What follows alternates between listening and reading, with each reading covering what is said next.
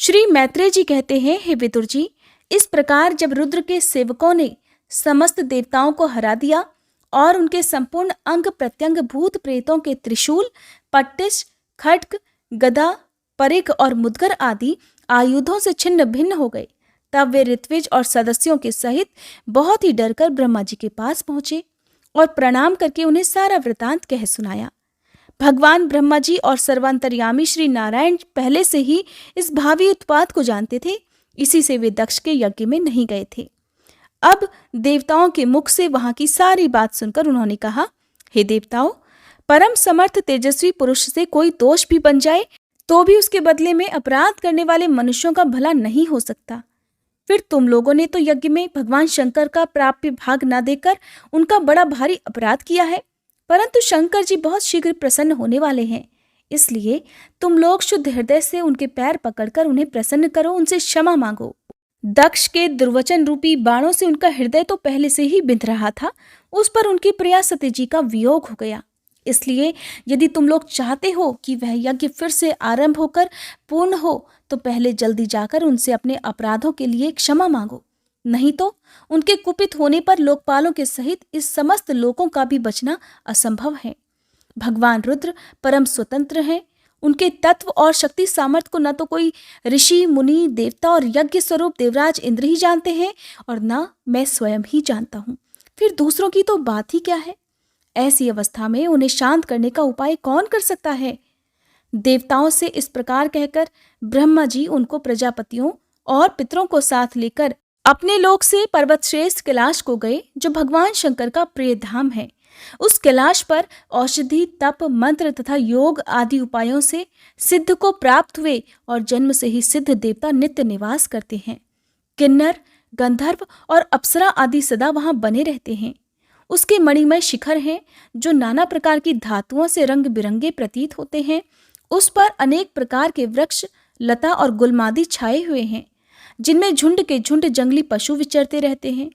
वहां निर्मल जल के अनेकों झरने बहते हैं और बहुत सी गहरी कंदरा और ऊंचे शिखरों के कारण वह पर्वत अपने प्रेतमों के साथ विहार करती हुई सिद्ध पत्नियों का क्रीड़ा स्थल बना हुआ है। वह सब और मोरों के शोर, मदांध भ्रमरों के गुंजार, कोयलों की कुहू कुहू ध्वनि तथा अन्यान्य पक्षियों के कलरव से गूंज रहा है। उसके कल्प वृक्ष अपनी ऊंची ऊंची डालियों को हिला हिलाकर मानो पक्षियों को बुलाते रहते हैं तथा हाथियों के चलने फिरने के कारण वह कैलाश स्वयं चलता हुआ सा और झरनों की कलकल ध्वनि से बातचीत करता हुआ सा जान पड़ता है। मंदार, पारिजात, सरल, तमाल, शाल, ताड़, कचनार, असन और अर्जुन के वृक्षों से वह पर्वत बड़ा ही सुहावना जान पड़ता है। आम, कदम्ब, नीप, नाग, पुन्नाग, चंपा, गुलाब, अशोक, मौलसिरी, शतपत्र कमल और मालती की मनोहर लताएं तथा कुब्जक, मोगरा और माधवी की बेलें भी उसकी शोभा बढ़ाती हैं। इस प्रकार विभिन्न वृक्षों तथा पोले और ठोस बांस के झुरमुटों से वह पर्वत बड़ा ही मनोहर मालूम पड़ता है। उसके सरोवरों में कुमुद, उत्पल, कल्हार और शतपत्र आदि अनेक जाति के कमल खिले रहते हैं। उसकी शोभा से मुग्ध होकर कलरव करते हुए झुंड के झुंड पक्षियों से वह बड़ा ही भला लगता है। वह जहां तहां हिरन, वानर, सुअर, सिंह, रीछ, साही, नीलगाय, अधमुख, भेड़िए और कस्तूरी मृग वहां घूमते रहते हैं। उसके चारों ओर नंदा नाम की नदी बहती है, जिसका पवित्र जल देवी सती के स्नान करने से और भी अधिक पवित्र और सुगंधित हो गया है। भगवान भूतनाथ के निवास स्थान उस कैलाश पर्वत की ऐसी रमणीयता देखकर देवताओं को बड़ा आश्चर्य हुआ। वहां उन्होंने अलका नाम की एक सुरम्य पुरी और सौगंधिक वन देखा, जिसमें सर्वत्र सुगंध फैलाने वाले सौगंधिक नाम के कमल खिले हुए थे। उस नगर के बाहर की ओर नंदा और अलकनंदा नाम की दो नदियां हैं। वे तीर्थपाद श्री हरि की चरण रज के संयोग से अत्यंत पवित्र हो गई हैं।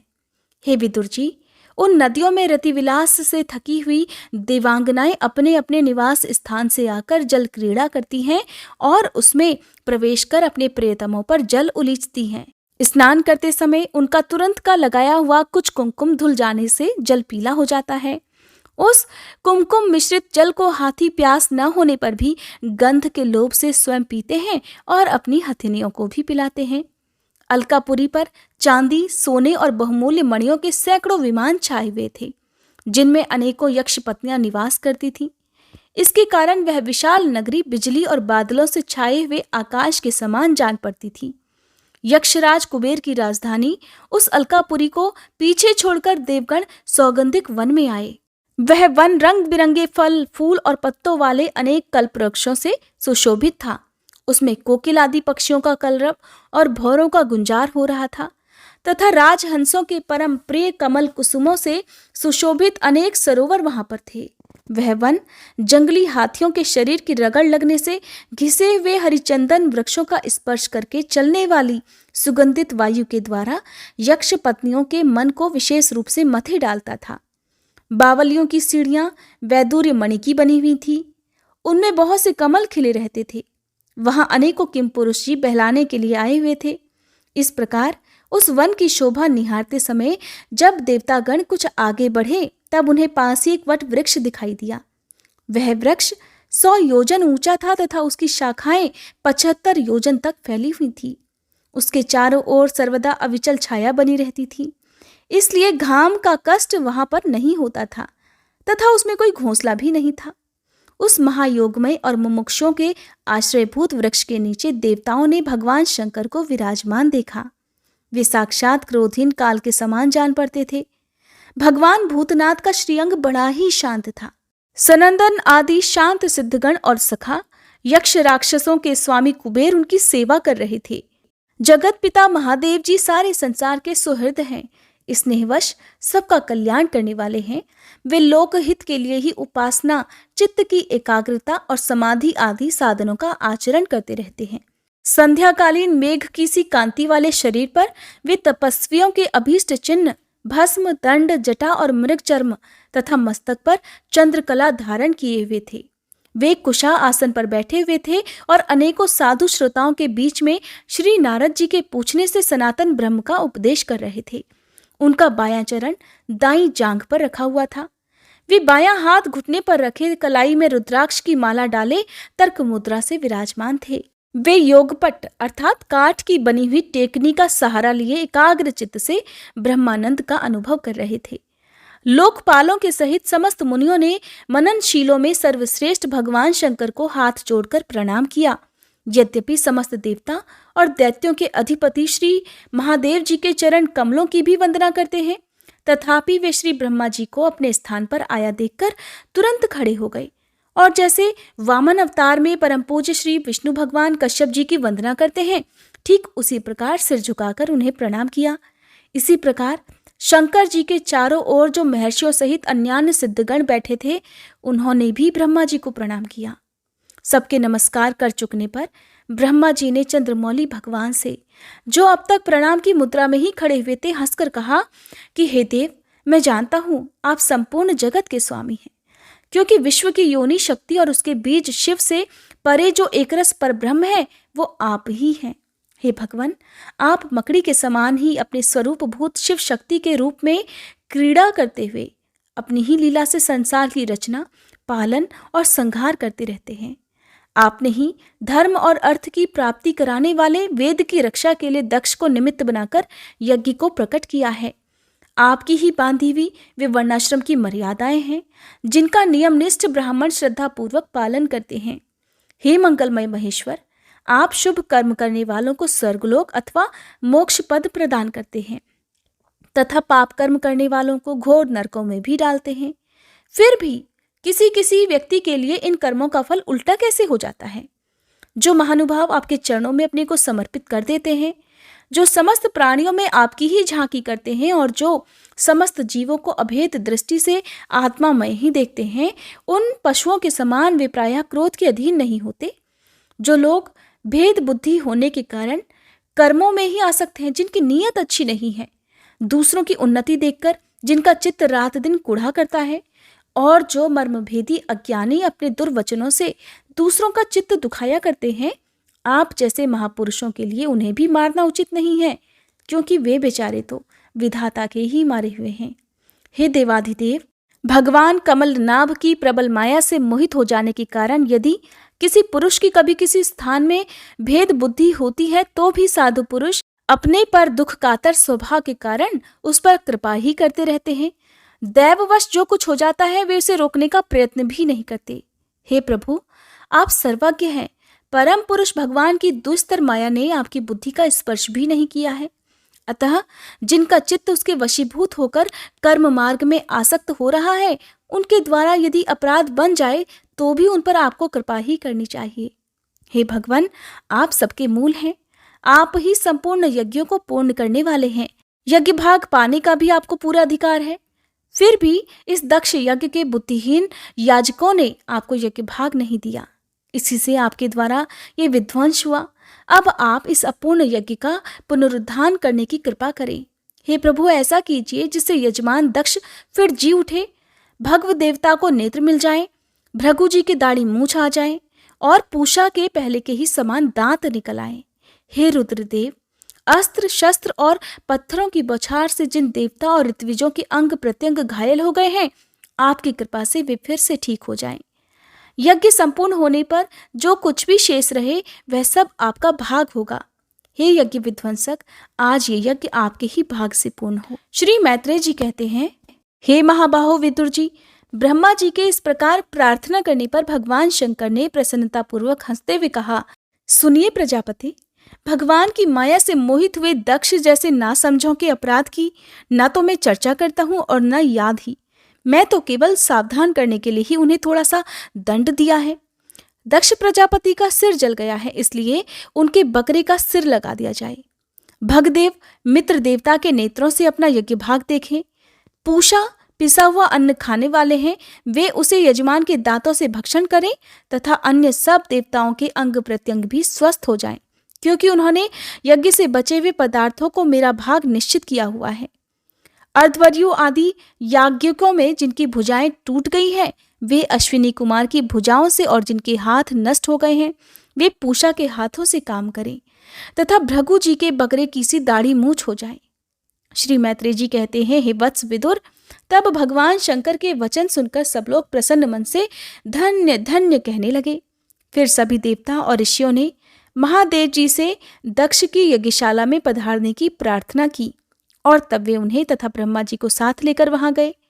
वहां जैसा जैसा भगवान शंकर ने कहा था उसी प्रकार सब कार्य करके उन्होंने दक्ष की धड़ से यज्ञ पशु का सिर जोड़ दिया। सिर जुड़ जाने पर रुद्रदेव की दृष्टि पड़ते ही दक्ष तत्काल सोकर जागने के समान जी उठे और अपने सामने भगवान शिव को देखा। दक्ष का शंकर द्रोह की कालिमा से कलुषित हृदय उनका दर्शन करने से शरतकालीन सरोवर के समान स्वच्छ हो गया।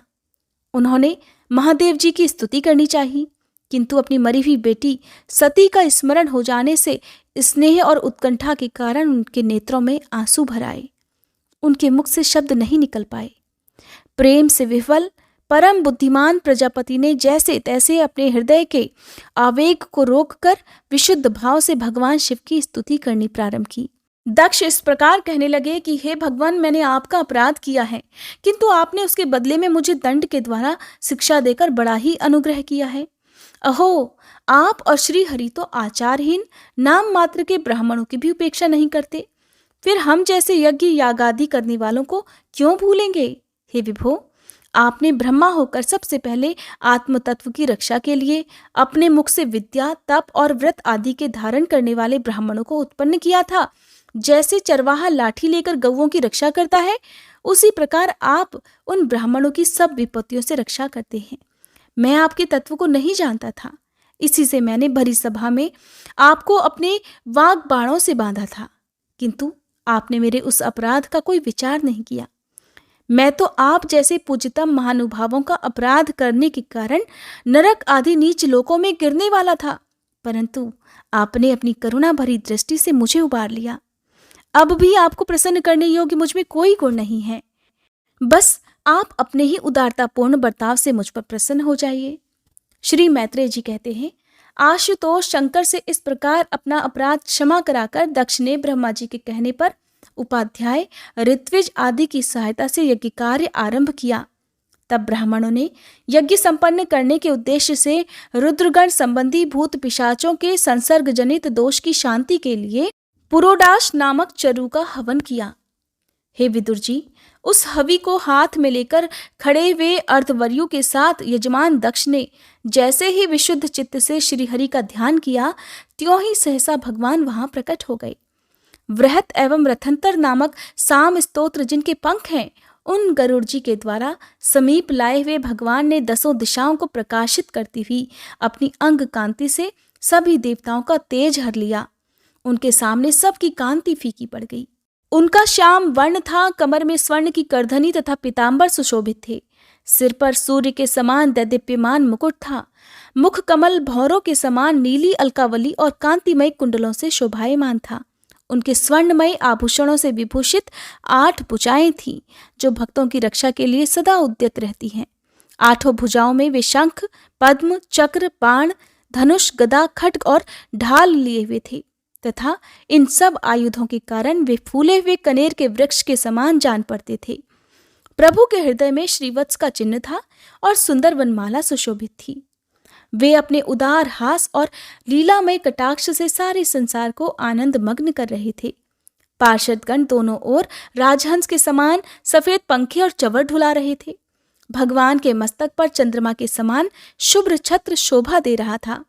भगवान पधारे हैं ये देखकर देवराज इंद्र, ब्रह्मा और महादेव जी आदि देवेश्वरों सहित समस्त देवता, गंधर्व और ऋषि आदि ने सहसा खड़े होकर उन्हें प्रणाम किया। उनके तेज से सबकी कांति फीकी पड़ गई।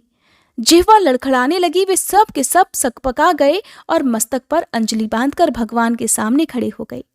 यद्यपि भगवान की महिमा तक ब्रह्मा आदि की मति भी नहीं पहुंच पाती, तब भी भक्तों पर कृपा करने के लिए दिव्य रूप में प्रकट हुए श्री हरि की वे अपनी अपनी बुद्धि के अनुसार स्तुति करने लगे। सबसे पहले प्रजापति दक्ष एक उत्तम पात्र में पूजा की सामग्री लेकर नंद सुनंदन आदि पार्षदों से घिरे हुए प्रजापतियों के परम गुरु भगवान यज्ञेश्वर के पास गए। फिर अति आनंदित होकर विनीत भाव से हाथ जोड़कर प्रार्थना करते हुए प्रभु के शरणापन्न हुए। दक्ष कहने लगे कि हे भगवान, अपने स्वरूप में आप बुद्धि की जागृत आदि संपूर्ण अवस्थाओं से रहित, शुद्ध, चिन्मय, भेद रहित, अतएव निर्भय हैं, तथापि आप माया का तिरस्कार करके स्वतंत्र रूप से विराजमान हैं और जब माया से ही जीव भाव को स्वीकार कर उसी माया में स्थित हो जाते हैं, तब अज्ञानी से दिखने लगते हैं। ऋत्विजों ने कहा, हे उपाधि रहित प्रभु, भगवान रुद्र के प्रधान अनुचर नंदीश्वर के शाप के कारण हमारी बुद्धि केवल कर्मकांड में ही फंसी हुई है। अतएव हम आपके तत्व को नहीं जानते। जिसके लिए इस कर्म का यही देवता है, ऐसी व्यवस्था की गई है, उस धर्म प्रवृत्ति के प्रयोजक वेद त्रयी से प्रतिपादित यज्ञ को ही हम आपका स्वरूप समझते हैं। सदस्यों ने कहा, जीवों को आश्रय देने वाले प्रभु, जो अनेक प्रकार के क्लेशों के कारण अत्यंत दुर्गम है, जिसमें काल रूप भयंकर सर्प ताक में बैठा हुआ है, द्वंद्व रूप अनेकों गढ़े हैं, दुर्जन रूप जंगली जीवों का भय है तथा शोक रूप दावानल धधक रहा है, ऐसे विश्राम स्थल से रहित संसार मार्ग में जो अज्ञानी जीव कामनाओं से पीड़ित होकर विषय रूप मृग तृष्णा जल के लिए ही देह गेह का भारी बोझा सिर पर लिए जा रहे हैं, वे भला आपके चरण कमलों की शरण में कब आने लगे? रुद्र ने कहा, हे वरदायक प्रभु, आपके उत्तम चरण इस संसार में सकाम पुरुषों को संपूर्ण पुरुषार्थों की प्राप्ति कराने वाले हैं और जिन्हें किसी भी वस्तु की कामना नहीं है, वे निष्काम मुनिजन भी उनका आदरपूर्वक पूजन करते हैं। उनमें मन लगा रहने के कारण यदि अज्ञानी लोग मुझे आचरण भ्रष्ट कहते हैं तो कहें। आपके परम अनुग्रह से मैं उनके कहने सुनने का भी कोई विचार नहीं करता। भृगु जी कहने लगे, आपकी गहन माया से आत्मज्ञान लुप्त हो जाने के कारण जो अज्ञान निद्रा में सोए हुए हैं, वे ब्रह्मादि देहधारी आत्मज्ञान में उपयोगी आपके तत्व को अभी तक नहीं जान सके। ऐसा होने पर भी आप अपने शरणागत भक्तों के तो आत्मा और सुहृदय हैं, अतः आप मुझ पर प्रसन्न होइए। ब्रह्मा जी ने कहा, हे प्रभु, पृथक पृथक पदार्थों को जानने वाली इंद्रियों के द्वारा पुरुष जो कुछ भी देखता है वह आपका स्वरूप नहीं है, क्योंकि आप ज्ञान, शब्दादि विषय और श्रोत्रादि इंद्रियों के अधिष्ठान हैं। ये सब आपस में अभ्यस्त हैं। अतएव आप इस मायामय प्रपंच से सर्वथा अलग हैं। देवराज इंद्र कहने लगे, हे अच्युत, आपका यह जगत को प्रकाशित करने वाला रूप देवद्रोहियों का संहार करने वाली 8 भुजाओं से सुशोभित है। जिनमें आप सदा ही नाना प्रकार के आयुध धारण किए रहते हैं। ये रूप हमारे मन और नेत्रों को परम आनंद देने वाला है। तब याज्ञिकों की पत्नियां भी इस प्रकार कहने लगी कि हे भगवान, ब्रह्मा जी ने आपके पूजन के लिए ही इस यज्ञ की रचना की थी, परंतु दक्ष पर कुपित होने के कारण इसे भगवान पशुपति ने अब नष्ट कर दिया है। हे यज्ञ मूर्ते, शमशान भूमि के समान उत्सवहीन हुए हमारे उस यज्ञ को आप नील कमल की सी कांति वाले अपने नेत्रों से निहार कर पवित्र कर दीजिए। ऋषिगण कहने लगे, हे भगवान, आपकी लीला बड़ी ही अनोखी है, क्योंकि आप कर्म करते हुए भी उनसे निर्लेप रहते हैं। दूसरे लोग वैभव की भूख से जिन लक्ष्मी जी की उपासना करते हैं, वे स्वयं आपकी सेवा में ही लगी रहती हैं, तो भी आप उनका मान नहीं करते, उनसे निस्पृह रहते हैं। सिद्ध जन कहने लगे, हे प्रभु, ये हमारा मनरूप हाथी नाना प्रकार के क्लेश रूप दावानल से दग्ध और अत्यंत त्रसित होकर आपकी कथा रूप विशुद्ध अमृतमयी सरिता में घुसकर गोता लगाए बैठा है। वहां ब्रह्मानंद में लीन सा हो जाने के कारण उसे न तो संसार रूप दावानल का ही स्मरण है और न वह उस नदी से बाहर ही निकलता है। यजमान पत्नी ने कहा, हे सर्वसमर्थ परमेश्वर, आपका स्वागत है। मैं आपको नमस्कार करती हूँ। आप मुझ पर प्रसन्न होइए। हे लक्ष्मीपते, अपनी प्रिया लक्ष्मी जी के सहित आप हमारी रक्षा कीजिए। हे यज्ञेश्वर, जिस प्रकार सिर के बिना मनुष्य का धड़ अच्छा नहीं लगता, उसी प्रकार अन्य अंगों से पूर्ण होने पर भी आपके बिना यज्ञ की शोभा नहीं होती। लोकपाल इस प्रकार कहने लगे, हे अनंत परमात्मन, आप समस्त अंतःकरणों के साक्षी हैं। ये सारा जगत आपके ही द्वारा देखा जाता है। तो क्या माइक पदार्थों को ग्रहण करने वाली हमारी इन नेत्र आदि इंद्रियों से कभी आप प्रत्यक्ष हो सके हैं? वस्तुतः आप तो पंचभूतों से पृथक ही हैं। फिर भी पांच भौतिक शरीर के साथ जो आपका संबंध प्रतीत होता है, ये आपकी माया ही है। योगेश्वरों ने कहा, हे प्रभु, जो पुरुष संपूर्ण विश्व के आत्मा आप में और अपने में कोई भेद नहीं देखता, उससे अधिक प्यारा आपको कोई नहीं है। तथापि भक्त वत्सल, जो लोग आप में स्वामी भाव रखकर अनन्य भक्ति से आपकी सेवा करते हैं, उन पर भी आप कृपा कीजिए। जीवों के अदृष्टवश जिसके सत्वादी गुणों में बड़ी विविधता आ जाती है, उस अपनी माया के द्वारा जगत की उत्पत्ति, स्थिति और प्रलय के लिए ब्रह्मादि विविध रूप धारण करके आप भेद बुद्धि पैदा कर देते हैं, किंतु अपनी स्वरूप स्थिति से आप उस भेद ज्ञान और उसके कारण सत्वादी गुणों से सर्वथा दूर हैं। ऐसे आपको हमारा नमस्कार है। ब्रह्म स्वरूप वेद ने कहा, आप ही धर्मादि की उत्पत्ति के लिए शुद्ध सत्व को स्वीकार करते हैं, साथ ही आप निर्गुण भी हैं। अतएव आपका तत्व न तो मैं जानता हूँ और न ब्रह्मादि कोई और ही जानते हैं। आपको हमारा नमस्कार है।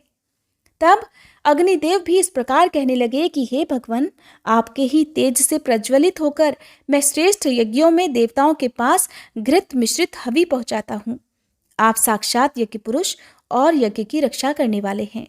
अग्निहोत्र, दर्श, पौर्णमास, चातुर्मास और पशु सोम, ये 5 प्रकार के यज्ञ आपके ही स्वरूप हैं, तथा आश्रवय, अस्तु, श्रोषष्ठ, यजे, ये यजामहे और वशट, इन 5 प्रकार के यजुर मंत्रों से आपका ही पूजन होता है। मैं आपको प्रणाम करता हूँ।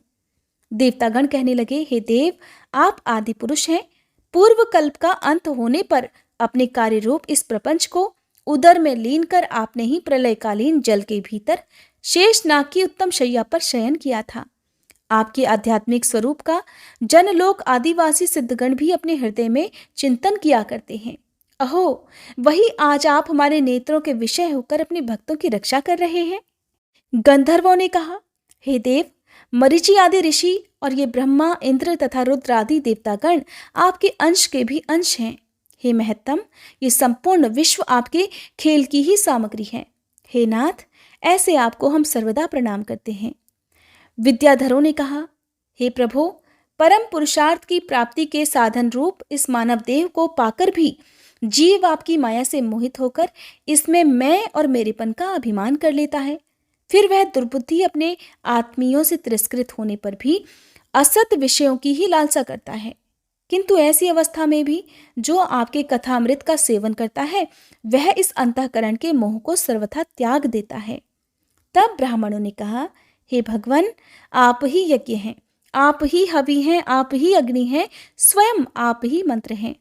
आप ही समिधा, कुशा और यज्ञ पात्र हैं तथा आप ही सदस्य, ऋत्विज, यजमान और उसकी धर्म पत्नी, देवता, अग्निहोत्र, स्वधा, सोमरस, घृत और पशु हैं। हे वेद मूर्ते, यज्ञ और उसका संकल्प दोनों आप ही हैं। पूर्व काल में आप ही अति विशाल वराह रूप धारण कर रसातल में डूबी हुई पृथ्वी को लीला से अपनी दाढ़ों पर उठाकर इस प्रकार निकाल लाए थे जैसे कोई गजराज कमलिनी को उठा लाए। उस समय आप धीरे धीरे गरज रहे थे और योगीगण आपका ये अलौकिक पुरुषार्थ देखकर आपकी स्तुति करते जाते थे। हे यज्ञेश्वर, जब लोग आपके नाम का कीर्तन करते हैं तब यज्ञ के सारे विघ्न नष्ट हो जाते हैं।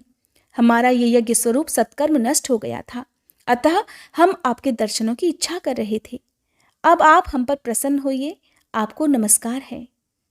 श्री मैत्रेय जी कहते हैं, हे विदुर जी, जब इस प्रकार सब लोग यज्ञ रक्षक भगवान ऋषिकेश की स्तुति करने लगे तब परम चतुर दक्ष ने रुद्र पार्षद वीरभद्र के ध्वंस किए हुए यज्ञ को फिर आरंभ कर दिया। सर्वांतर्यामी श्रीहरि यों तो सभी के भोगों के भोक्ता हैं, फिर भी त्रिकपाल पुरोडाश रूप अपने भाग से और भी प्रसन्न होकर उन्होंने दक्ष को संबोधित करके कहा, जगत का परम कारण मैं ही ब्रह्म और महादेव हूँ। मैं सबका आत्मा, ईश्वर और साक्षी हूँ तथा स्वयं प्रकाश और उपाधि शून्य हूँ। हे विप्रवर, अपनी त्रिगुणात्मिका माया को स्वीकार करके मैं ही जगत की रचना, पालन और संहार करता हूँ और मैंने ही उन कर्मों के अनुरूप ब्रह्मा, विष्णु और शंकर ये नाम रूप धारण किए हुए हैं। ऐसा जो भेद रहित विशुद्ध पर ब्रह्म स्वरूप मैं हूँ, उसी में अज्ञानी पुरुष ब्रह्मा, रुद्र तथा अन्य समस्त जीवों को विभिन्न रूप से देखता है। जिस प्रकार मनुष्य अपने सिर और हाथ आदि अंगों में ये मुझसे भिन्न है ऐसी बुद्धि कभी नहीं करता, उसी प्रकार मेरा भक्त प्राणी मात्र को मुझसे भिन्न नहीं देखता। हे ब्राह्मण, हम ब्रह्मा, विष्णु और महेश्वर तीनों स्वरूपतः एक ही हैं और हम ही संपूर्ण जीव रूप हैं। अतः जो हम में कुछ भी भेद नहीं देखता वही शांति प्राप्त करता है। श्री मैत्रेय जी कहते हैं, भगवान के इस प्रकार आज्ञा देने पर प्रजापतियों के नायक दक्ष ने उनका त्रिकपाल यज्ञ के द्वारा पूजन करके फिर अंगभूत और प्रधान दोनों प्रकार के यज्ञों से अन्य सभी देवताओं का अर्चन पूजन किया। फिर एकाग्रचित्त होकर भगवान शंकर का यज्ञ शेष रूप उनके भाग से यजन किया तथा समाप्ति में किए जाने वाले उदवसान नामक कर्म से अन्य सोमपाई और दूसरे देवताओं का यजन कर यज्ञ का उपसंहार किया और अंत में ऋत्विजों के सहित अवभृत स्नान किया। फिर जिन्हें अपने पुरुषार्थ से ही सब प्रकार की सिद्धियां प्राप्त थी, उन दक्ष प्रजापति को तुम्हारी सदा धर्म में बुद्धि रहे ऐसा आशीर्वाद देकर सब देवता स्वर्गलोक को चले गए। हे विदुर जी, सुना है कि दक्ष सुता सती जी ने इस प्रकार अपना पूर्व शरीर त्याग कर फिर हिमालय की पत्नी मैना के गर्भ से जन्म लिया था। जिस प्रकार प्रलय काल में लीन हुई शक्ति सृष्टि के आरंभ में फिर ईश्वर का ही आश्रय लेती है, ठीक उसी प्रकार अनन्य परायणा श्री अंबिका जी ने उस जन्म में भी अपने एकमात्र आश्रय और प्रेतम भगवान शंकर को ही वरण किया। विदुर जी, दक्ष यज्ञ का विध्वंस करने वाले भगवान शिव का ये चरित्र मैंने बृहस्पति जी के शिष्य परम भागवत उद्धव जी के मुख से सुना था। हे कुरुनंदन, श्री महादेव जी का ये पावन चरित्र यश और आयु को बढ़ाने वाला तथा पाप पुंज को नष्ट करने वाला है। जो पुरुष भक्ति भाव से इसका नित्य प्रति श्रवण और कीर्तन करता है वह अपनी पाप राशि का नाश कर देता है। श्री मैत्रेय जी कहते हैं, हे शत्रुसूदन विदुर जी, सनकादि, नारद, ऋभु, हंस, अरुणी और यति ब्रह्मा जी के इन नैष्ठिक ब्रह्मचारी पुत्रों ने गृहस्थ आश्रम में प्रवेश नहीं किया, अतः उनके कोई संतान भी नहीं हुई। अधर्म भी ब्रह्मा जी का ही पुत्र था और उसकी पत्नी का नाम था मृषा। उसके दंभ नामक पुत्र और माया नाम की कन्या हुई। उन दोनों को निरति ले गया क्योंकि उसकी कोई संतान नहीं थी। दंभ और माया से लोभ और निकृति अर्थात शठता का जन्म हुआ। उनसे क्रोध और हिंसा तथा उनसे कली अर्थात कलह और उसकी बहन दुरुक्ति अर्थात गाली उत्पन्न हुए। हे साधु शिरोमणि, फिर दुरुक्ति से कली ने भय और मृत्यु को उत्पन्न किया तथा उन दोनों के संयोग से यातना और नरक का जोड़ा उत्पन्न हुआ। हे निष्पाप विदुर जी, इस प्रकार मैंने संक्षेप से तुम्हें प्रलय का कारण रूप यह अधर्म का वंश सुनाया। ये अधर्म का त्याग कराकर पुण्य संपादन में हेतु बनता है। इसलिए इसका वर्णन 3 बार सुनकर मनुष्य अपने मन की मलिनता को दूर कर देता है। हे कुरुनंदन, अब मैं श्री हरि के अंश अर्थात ब्रह्मा जी के अंश से उत्पन्न हुए पवित्र कीर्ति महाराज स्वयंभू मनु के पुत्रों के वंश का भी वर्णन करता हूँ। ध्यानपूर्वक सुनो। महारानी शत्रुपा और उनके पति स्वयंभू मनु से प्रियव्रत और उत्तानपाद ये 2 पुत्र हुए। भगवान वासुदेव की कला से उत्पन्न होने के कारण ये दोनों संसार की रक्षा में हमेशा तैयार रहा करते थे। उत्तानपाद के सुनीति और सुरुचि नाम की 2 पत्नियां थीं। उनमें सुरुचि राजा को सबसे अधिक प्रिय थी। सुनीति, जिसका पुत्र ध्रुव था, उन्हें वैसी प्रिय नहीं थी।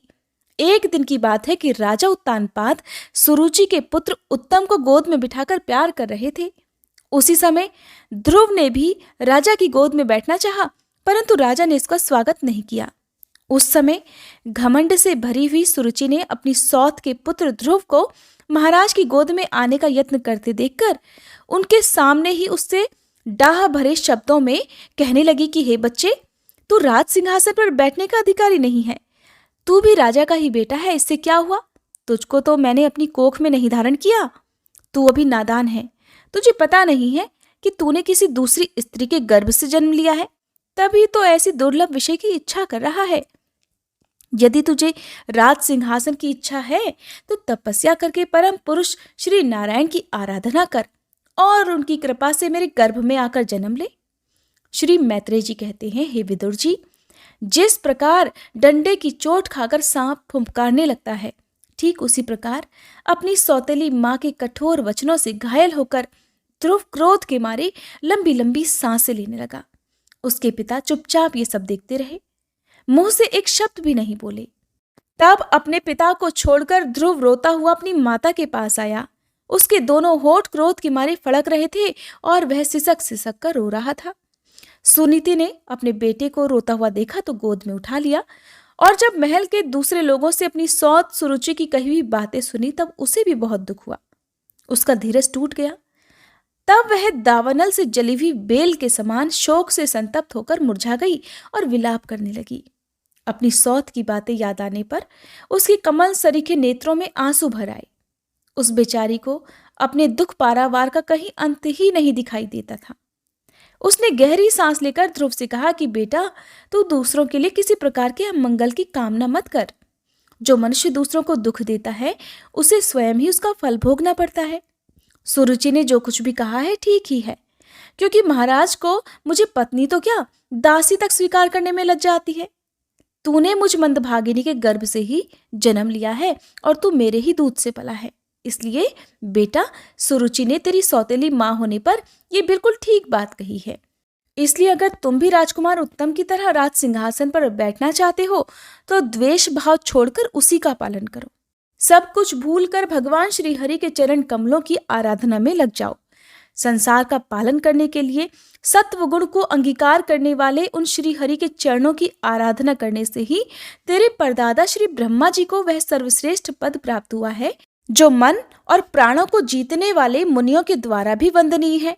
इसी प्रकार तेरे दादा स्वयंभू मनु ने भी बड़ी बड़ी दक्षिणाओं वाले यज्ञों के द्वारा अनन्य भाव से उन्हीं भगवान की आराधना की थी।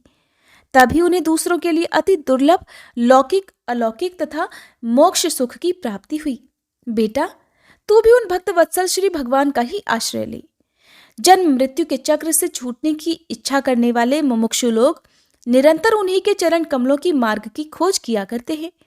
तू स्वधर्म पालन से पवित्र हुए अपने मन में श्री पुरुषोत्तम भगवान को बैठा ले और अन्य सभी का चिंतन छोड़कर केवल उन्हीं का भजन कर। बेटा, उन कमल दल लोचन श्री हरि को छोड़कर मुझे तो तेरे दुख को दूर करने वाला और कोई दिखाई नहीं देता। देख, जिन्हें प्रसन्न करने के लिए ब्रह्मा आदि अन्य सभी देवता ढूंढते रहते हैं, वे श्री लक्ष्मी जी भी दीपक की भांति हाथ में कमल लिए निरंतर उन्हीं श्री हरि की खोज किया करती हैं। श्री मैत्रेय जी कहते हैं, माता सुनीति ने जो वचन कहे वे अभीष्ट वस्तु की प्राप्ति का मार्ग दिखलाने वाले थे। अतः उन्हें सुनकर ध्रुव ने अपनी बुद्धि द्वारा अपने मन का समाधान किया। इसके बाद वे पिता के नगर से निकल पड़े। ये सब समाचार सुनकर और ध्रुव क्या करना चाहता है इस बात को जानकर देवर्षि नारद वहां आए। उन्होंने ध्रुव के मस्तक पर अपना पाप नाशक कर कमल फेरते हुए मन ही मन विस्मित होकर कहा, अहो, क्षत्रियों का कैसा अद्भुत तेज है, ये थोड़ा सा भी मानभंग नहीं सह सकते।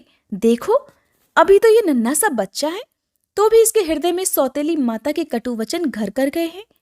इसके बाद देवर्षि नारद ने ध्रुव से कहा कि नारायण नारायण, बेटा अभी तो तू बच्चा है, खेलने कूदने में ही मस्त रहता है। हम नहीं समझते कि इस छोटी सी उम्र में किस बात से तेरा सम्मान या अपमान हो सकता है। यदि तुम्हें मान सम्मान का विचार हो ही तो बेटा असल में मनुष्यों के असंतोष का कारण मोह के सिवा और कुछ नहीं है। संसार में मनुष्य अपने कर्मानुसार ही मान अपमान या सुख दुख आदि को प्राप्त होता है। हे पुत्र, भगवान की गति बड़ी विचित्र है, इसीलिए उस पर विचार करके बुद्धिमान पुरुष को चाहिए कि दैववश उसे जैसी भी परिस्थिति का सामना करना पड़े उसी में संतुष्ट रहे। अब माता के उपदेश से तो योग साधन द्वारा जिन भगवान की कृपा प्राप्त करने चला है, मेरे विचार से साधारण पुरुषों के लिए उन्हें प्रसन्न करना बहुत ही कठिन है। योगी लोग अनेकों जन्मों तक अनासक्त रहकर समाधि योग के द्वारा बड़ी बड़ी कठोर साधनाएं करते रहते हैं, परंतु भगवान के मार्ग का पता नहीं पा पाते। इसलिए तू भी ये व्यर्थ का हट छोड़कर अपने घर लौट जा। बड़ा होने पर जब परमार्थ साधन का समय आए तब उसके लिए प्रयास कर लेना। विधाता के विधान के अनुसार सुख दुख जो कुछ भी प्राप्त हो उसी में चित्त को संतुष्ट रखना चाहिए। ऐसा करने वाला पुरुष मोह माया संसार से पार हो जाता है। मनुष्य को चाहिए कि अपने से अधिक गुणवान को देखकर प्रसन्न हो और जो कम गुण वाला हो उस पर दया करे, और जो अपने समान गुण वाला हो उससे मित्रता का भाव रखे। ऐसा करने से उसे कभी दुख दबा नहीं सकते। देवर्षि की बात सुनकर बालक ध्रुव ने कहा, हे भगवान, सुख दुख से जिनका चित्त चंचल हो जाता है उन लोगों के लिए आपने कृपा करके शांति का ये बहुत अच्छा उपाय बतलाया, परंतु मुझ जैसे अज्ञानियों की दृष्टि वहां तक पहुंच ही नहीं पाती। इसके सिवा मुझे घोर क्षत्रिय स्वभाव प्राप्त हुआ है, इसलिए मुझ में विनय का प्रायः अभाव है। सुरुचि ने अपने कटु वचन रूपी बाणों से मेरे हृदय को छलनी कर डाला है, इसलिए उसमें आपका ये उपदेश ठहर नहीं पाता। हे ब्राह्मण, मैं उस पद पर अधिकार करना चाहता हूँ जो त्रिलोकी में सबसे श्रेष्ठ है और जिस पर मेरे बाप दादा और दूसरे कोई भी आरूढ़ नहीं हो पाए हैं। अतः मुझे उसी की प्राप्ति का कोई अच्छा सा मार्ग बतलाइए। आप भगवान ब्रह्मा जी के पुत्र हैं और संसार के कल्याण के लिए ही वीणा बजाते सूर्य की भांति त्रिलोकी में विचरा करते हैं। श्री मैत्रेय जी कहते हैं, बालक ध्रुव की बात सुनकर भगवान नारद जी बड़े प्रसन्न हुए। उस पर कृपा करके इस प्रकार सदुपदेश देने लगे कि नारायण नारायण, पुत्र, तेरी माता सुनीति ने तुझे जो कुछ भी बतलाया है वही तेरे लिए परम कल्याण का मार्ग है। भगवान वासुदेव ही वो उपाय हैं, इसीलिए तू चित्त लगाकर केवल उन्हीं का भजन कर।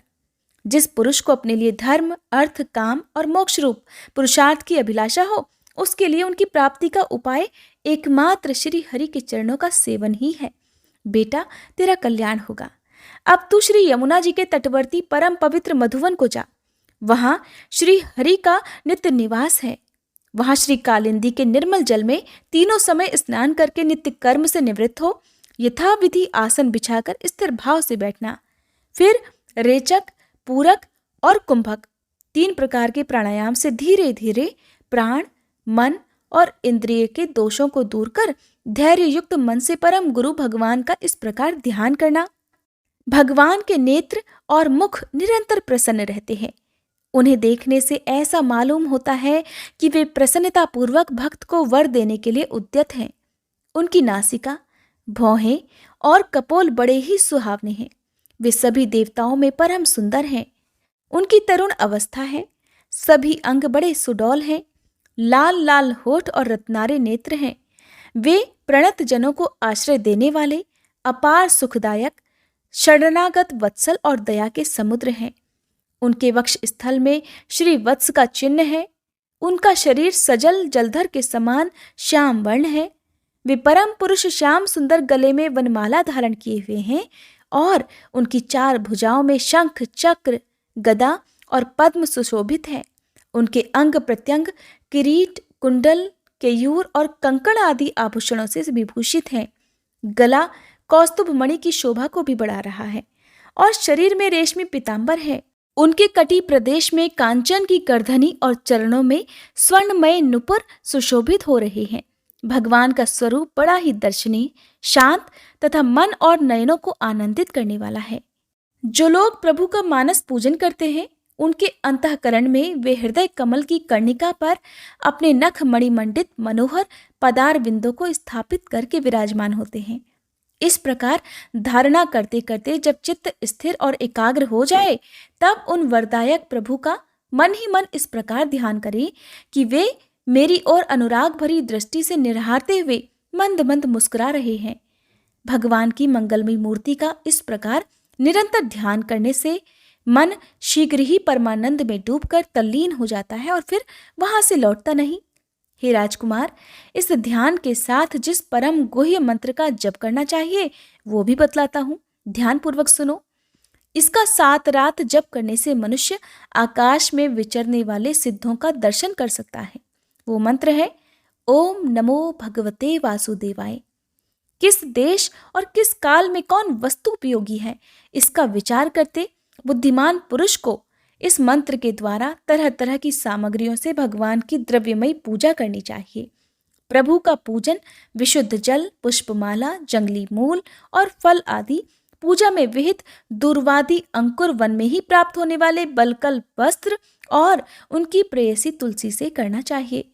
यदि शिला आदि की मूर्ति मिल सके तो उसमें, नहीं तो पृथ्वी या जल आदि में ही भगवान की पूजा करें। सर्वदा संयत चित्त, मननशील, शांत और मौन रहे तथा जंगली फल मूल आदि का परिमित आहार करें। इसके सिवा पुण्य कीर्ति श्री हरि अपनी अनिर्वचनीय माया के द्वारा अपनी ही इच्छा से अवतार लेकर जो जो मनोहर चरित्र करने वाले हैं, उनका मन ही मन चिंतन करता रहे। प्रभु की पूजा के लिए जिन जिन उपचारों का विधान किया गया है, उन्हें मंत्र मूर्ति श्री हरि को द्वादाक्षर मंत्र के द्वारा ही अर्पण करें। इस प्रकार जब हृदय स्थित हरि का मन, वाणी और शरीर से भक्ति पूर्वक पूजन किया जाता है, तब वे निश्चल भाव से भली भांति भजन करने वाले अपने भक्तों के भाव को बढ़ा देते हैं और उन्हें उनकी इच्छा के अनुसार धर्म, अर्थ, काम अथवा मोक्ष रूप कल्याण प्रदान करते हैं। यदि उपासक को इंद्रिय संबंधी भोगों से वैराग्य हो गया हो, तो वह मोक्ष प्राप्ति के लिए अत्यंत भक्ति पूर्वक अविच्छिन्न भाव से भगवान का भजन करे। श्री नारद जी से इस प्रकार उपदेश पाकर राजकुमार ध्रुव ने परिक्रमा करके उन्हें प्रणाम किया। तदंतर उन्होंने भगवान के चरणों से अंकित परम पवित्र मधुवन की यात्रा प्रारंभ की। ध्रुव के तपोवन की ओर चले जाने पर देवर्षि नारद महाराज उत्तानपाद के महल में जा पहुंचे। राजा ने उनकी यथायोग्य उपचारों से पूजा की। तब उन्होंने आराम से आसन पर बैठकर राजा से पूछा कि हे राजन, तुम्हारा मुख सूखा हुआ सा है, तुम बड़ी देर से किस सोच विचार में पड़े हो? तुम्हारे धर्म, अर्थ, काम में किसी में कोई कमी तो नहीं आ गई? तब राजा कहने लगा, हे ब्राह्मण, मैं बड़ा ही स्त्रैण और निर्दय हूँ। हाय, मैंने अपने 5 वर्ष के नन्हे से बच्चे को उसकी माता के साथ घर से निकाल दिया। मुनिवर, वो तो बड़ा ही बुद्धिमान था। उसका कमल सा मुख भूख से कुमला गया होगा। वो थककर कहीं रास्ते में पड़ गया होगा। हे ब्राह्मण, उस असहाय बच्चे को वन में कहीं भेड़िए ना खा जाए। अहो, मैं कैसा स्त्री का गुलाम हूँ। मेरी कुटिलता तो देखिए। ये बालक प्रेमवश मेरी गोद में चढ़ना चाहता था, किंतु मुझ दुष्ट ने उसका तनिक भी आदर नहीं किया। श्री नारद जी कहने लगे, हे राजन, तुम अपने बालक की चिंता मत करो। उसके रक्षक भगवान हैं। तुम्हें उसके प्रभाव का पता नहीं है। उसका यश सारे संसार में फैल रहा है। वह बालक तो बड़ा ही समर्थ है। जिस काम को बड़े बड़े लोकपाल भी नहीं कर सके, उसे पूरा करके वह शीघ्र ही तुम्हारे पास लौट आएगा। उसके कारण तुम्हारा यश भी बहुत बढ़ेगा। श्री मैत्रेय जी कहते हैं, हे विदुर जी, देवर्षि नारद जी की बात सुनकर महाराज उत्तानपाद राजपाट की ओर से उदासीन होकर निरंतर पुत्र की ही चिंता में रहने लगे।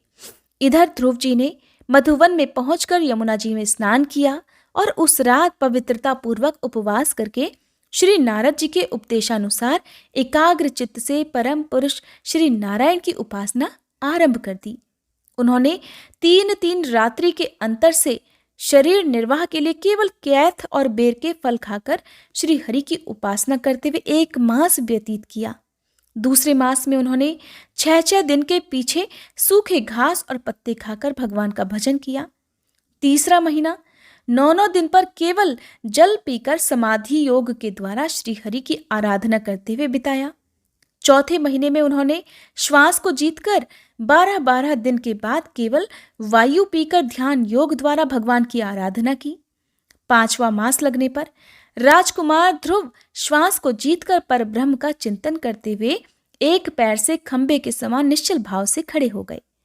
उस समय उन्होंने शब्दादि विषय और इंद्रियों के नियामक अपने मन को सब ओर से खींच लिया तथा हृदय स्थित हरि के स्वरूप का चिंतन करते हुए चित्त को किसी दूसरी ओर जाने ही नहीं दिया।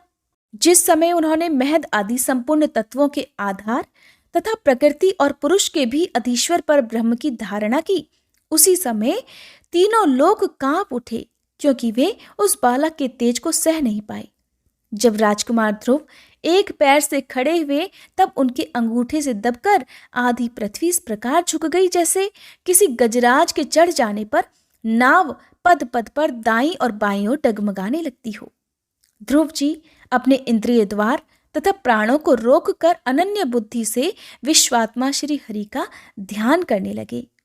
इस प्रकार उनकी समष्टि प्राण से अभिन्नता हो जाने के कारण सभी जीवों का श्वास प्रवास रुक गया।